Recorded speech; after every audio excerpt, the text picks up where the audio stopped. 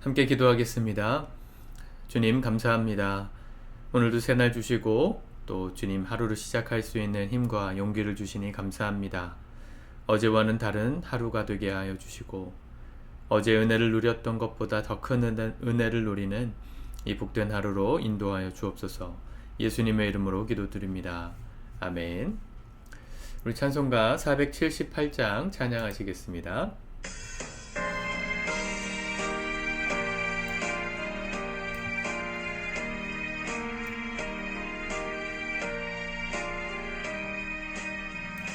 참 아름다워라 주님의 세계는 저 솔로몬의 옷보다 더 고운 백합화 주 찬송하는 저 맑은 새소리 내 아버지의 지으신 그 솜씨 깊도다 참 아름다워라 주님의 세계는 저 아침 해와 저녁 놀 밤하늘 빛난 별 망망한 바다와 늘 푸른 봉우리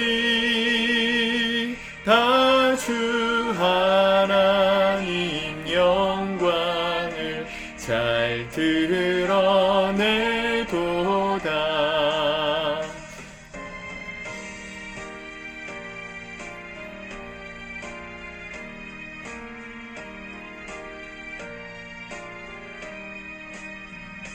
참 아름다워라 주님의 세계는 저 산에 부는 바람과 잔잔한 시냇물 그 소리 가운데 음성 들리니 주 하나님의 큰 뜻을 날 듯하도다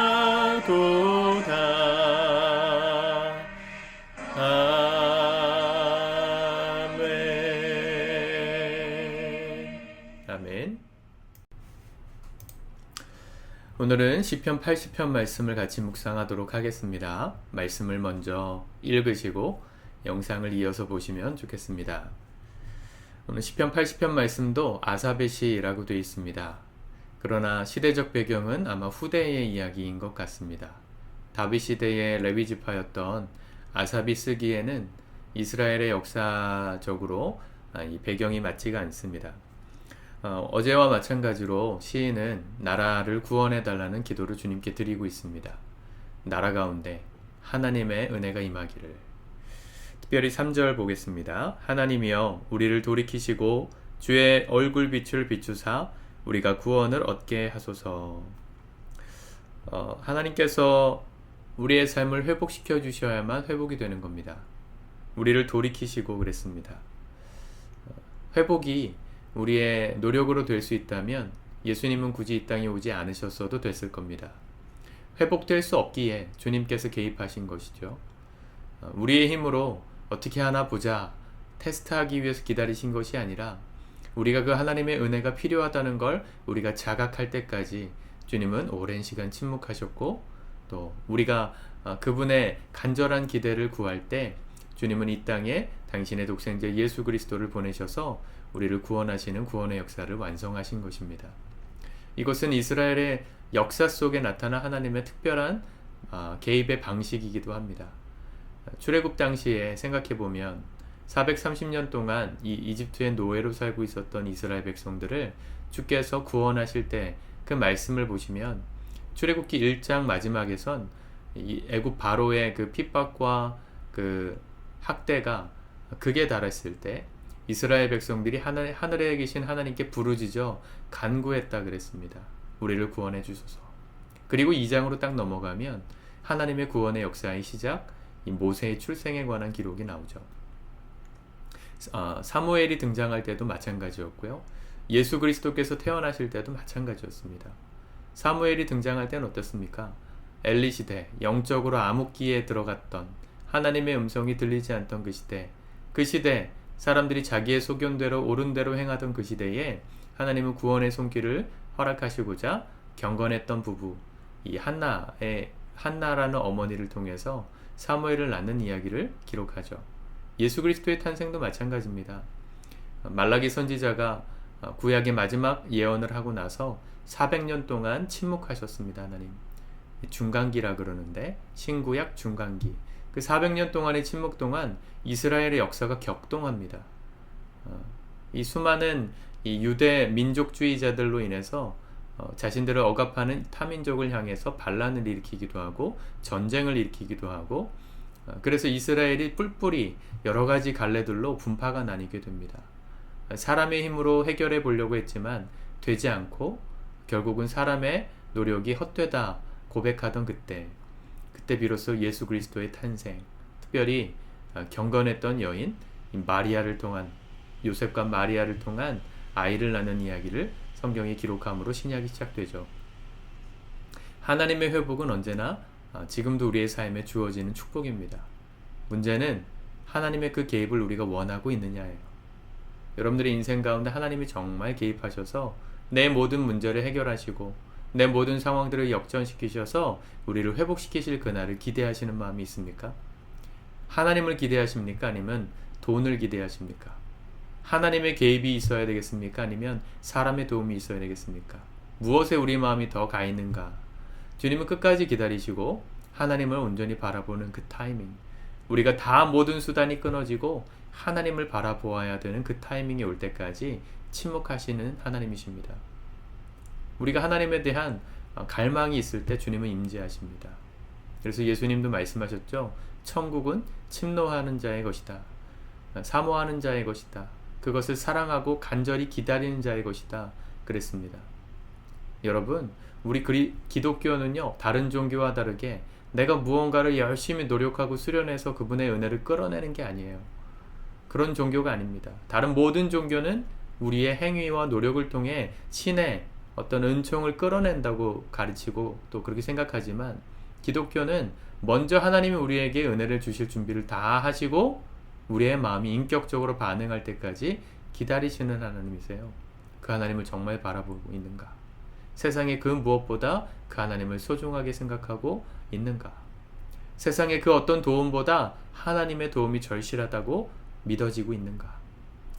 우리의 진심을 보실 때, 우리 마음의 진정성을 확인하실 때 하나님은 예배해 두신 복을 허락하시는 분이십니다. 수많은 이야기들을 하죠. 8절에 보세요. 주께서 한 포도나무를 애굽에서 가져다가 민족들을 쫓아내시고 그것을 심으셨나이다. 주께서 그 앞서 가꾸셨으므로 그 뿌리가 깊이 박혀서 땅에 가득하며 그 그늘이 산들을 가리고 그 가지는 백향목, 하나님의 백향목 같으며 그 가지가 바닥까지 뻗고 넝쿨이 강같이 미쳤거늘. 하나님이 애굽에서 이집트에서 출애굽시키셔서 가나안 땅에 정착시키셨던 그 모든 여정들을 이 시적인 표현으로 설명한 것입니다. 포도나무를 아시죠? 우리나라에 있는 포도나무랑 뭐 크게 차이가 없습니다. 이 지중해 지역에 있는 포도나무 거의 비슷한데 이 포도 넝쿨이죠. 사실은 나무라기보단 포도 넝쿨에 달려있는 그 포도를 옮겨 심으셨다는 거예요. 민족들을 쫓아내시고 가나안 민족을 쫓아내시고 주님이 약속하신 땅에 포도나무를 심으셨는데 그게 자라서 어떻게 됐어요? 산들을 가리는 그늘을 드리는 나무, 또 하나님의 백향목처럼 됐다. 백향목은요, 이 다윗 시대, 지금도 마찬가지지만 나무의 황제라고 불리는 나무입니다. 수십 미터, 수백 미터까지 자라는 나무들도 있고요. 백향목으로 무엇 만들었다, 그러면 수천만 원을 호가하는 가구가 되기도 합니다. 지금도. 이 나무 중에 왕이라고 쓰는 백향목처럼 하나님이 옮겨 심은 포도나무가 될 수 있을까요? 하나님이 옮겨 심은 포도나무가 백향목처럼 위대해질 수 있을까요? 포도나무의 능력으로는 절대 못합니다. 근데 누가 가꾸시면 돼요? 하나님이 가꾸시면 되는 거예요. 하나님이 우리 인생에 개입하시면, 그분이 우리 인생을 도와주시면, 그러면 우리 인생이 포도나무처럼 초라해 보이는 건 문제가 되지 않습니다. 그분이 가꾸시면 우리의 삶이 백향목 같은 거목으로 클 수 있는 것이죠. 이게 하나님의 개입을 경험하고 살아가는 사람들의 축복입니다.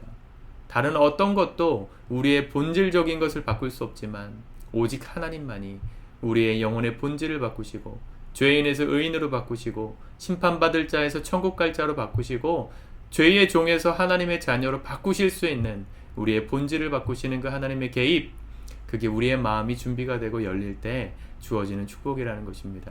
사랑하는 성도 여러분, 오늘 여러분들의 삶에 하나님이 개입하시는 축복이 임하기를 축복합니다. 그러려면 여러분들의 마음을 여셔야 돼요.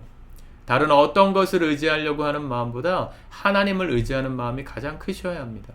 그분을 바라보는 마음이 진심이어야 하고, 그분을 생각하는 그분의 개입을 향한 기도가 간절할 때, 그게 진심일 때 하나님은 기꺼이 지금도 우리의 삶에 개입하셔서 우리 포도나무 같은 우리의 삶을 거목처럼, 백향목처럼 만드시는 은혜를 부어주시는 분이십니다. 무엇을 의지하고 사시겠습니까? 눈에 보이는 건 돈이요. 돈이 100만 원만 통장에 채워졌어도 든든한 마음이 있잖아요. 그것보다 하나님을 더 의지하지 않고 있다면 사실은 하나님을 의지하는 것이 아니죠. 하나님께 기도하는 시간이 나에게 100만 원보다 가치가 있다 생각하지 않는 사람, 하나님의 개입이 임하기 어렵지 않겠어요? 하나님은 인격적이신 하나님이십니다. 우리가 그분을 존중하는 만큼, 그분을 사모하는 만큼, 그분을 의지하는 진심만큼 하나님 우리에게 반응하세요. 왜냐하면 하나님은 인격적이신 분이시기 때문이죠.